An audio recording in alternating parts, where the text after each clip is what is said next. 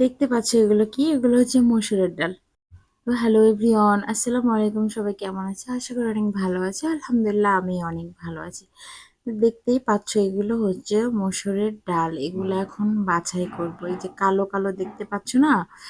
কালো কালো কি যেন একটা তারপরে সরিষা দানার মতো কি যেন, এগুলো হচ্ছে পরিষ্কার করব। এগুলো হচ্ছে জমির, বুঝেছো?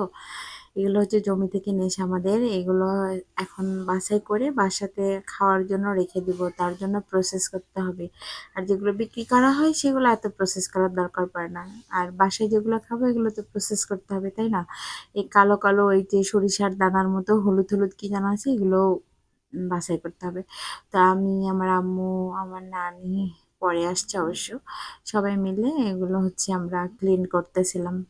তো দেখতেই পাচ্ছ কত ছোট ছোট একদমই আখির দানা। এগুলো আসলে মাথা মাথা ঘুরে গেছে আমার এগুলো পরিষ্কার করতে গিয়ে। যদিও অনেকগুলা, জাস্ট আমরা একটু করতেছি, একটু একটু করে প্রতিদিন হালকা হালকা করব।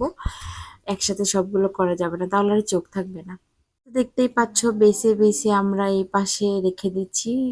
পরে আবার একটা ছোট ঝুড়িতে রাখছি, কারণ অনেকগুলা বের হয়েছে। এই যে আমি যতটুকু ডাল নিয়েছি না এই প্লেটে, এগুলো আমি পরিষ্কার করছি।